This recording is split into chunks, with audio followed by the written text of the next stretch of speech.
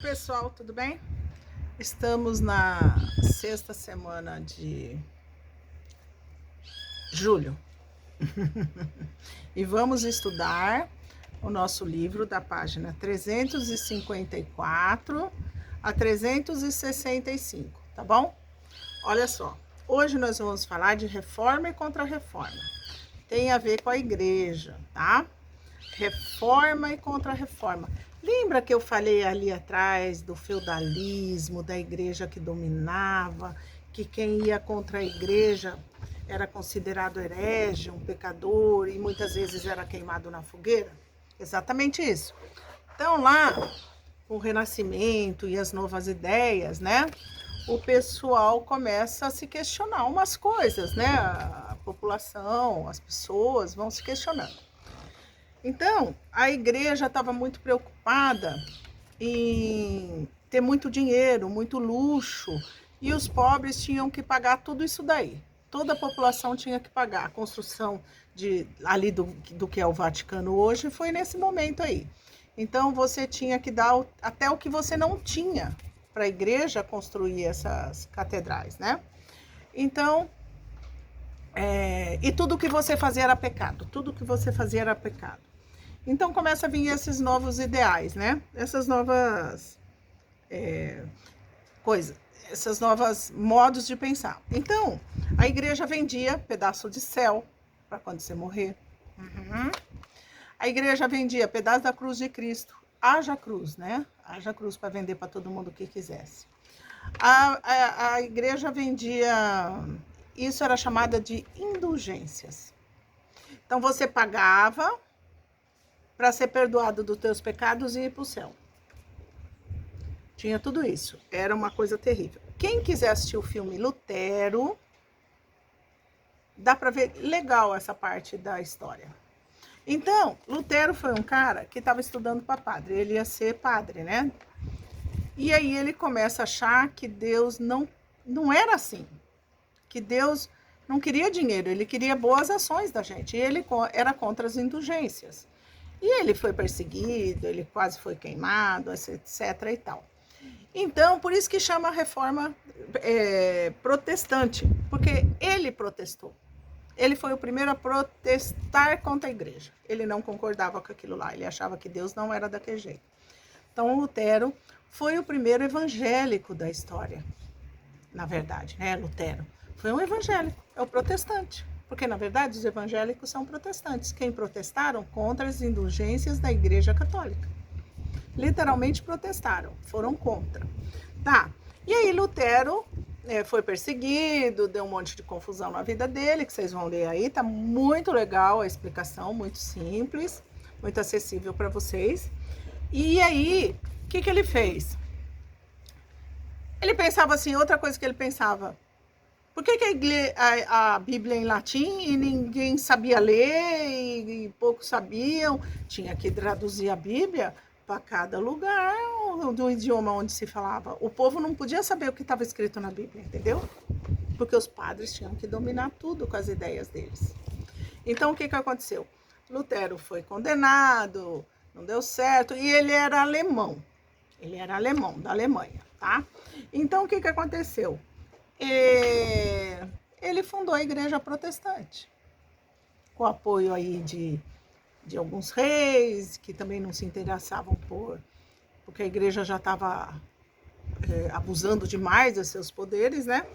Então, Lutero foi o centro desse protestantismo. Se vocês assistissem um filme, vocês iam entender bem legal. Tá. E aí essa difusão, né, com a imprensa... se descobre a imprensa, né? Começa a sair... A imprensa é o quê? A arte de editar um livro, né? Eles montam as letrinhas, e não é digitado que nem hoje, mas iam montando as letrinhas, imprimiam uma página, imprimia várias páginas, depois que organizava as letrinhas. Gutenberg inventa a imprensa e esses materiais traduzidos por Lutero começam a se difundir pela Europa, e aí isso começa a acontecer. Por exemplo, na França você tem o Calvino, na Inglaterra também o rei se aproveita disso do Lutero e do Calvino e acaba que não quer mais a Igreja Católica lá, briga com ela, e a coisa vai se difundindo pela Europa, certo? Isso é a reforma protestante. O povo lutando contra esses ideais da Igreja Católica abusivos, vender pedaço de céu. Para. E aí, o pessoal foi contra, tal, o povo era extremamente explorado pela igreja, extremamente. E se você não desse o pouco que você tinha para a igreja, eles diziam que você ia para o inferno, ia queimar no inferno, essa coisa toda. A própria Igreja Católica fez tudo isso. E queimava quem era contra ela. Tá. Aí houve a Contra-Reforma. A igreja se posicionou contra esse pessoal, lutou, houve guerra, 100 anos de guerra, daqui, de lá, mas a igreja viu que estava perdendo espaço, a Igreja Católica, e ela resolveu mudar, fazer mudanças e trabalhar a moral, os bons hábitos, que Deus queria boas obras e não dinheiro, certo? Então, foi de lá para cá, no Concílio de Trento, que foi uma reunião dos padres, das autoridades da igreja que teve naquele momento, durou vários anos essa reunião, eles decidiram que iam parar de pagar indulgências, né? Você não precisava comprar céu, não precisava cobrar impostos do povo, e você tinha que acreditar que Deus era bom, não era mal, não ia queimar ninguém no inferno, e que a moralização da igreja começa a acontecer. O celibato, porque lá antes, esse negócio de padre não poder casar, ali eles não casavam, mas andavam com a mulherada. Então, a partir desse concílio, os padres tiveram que se moralizar nesse sentido também.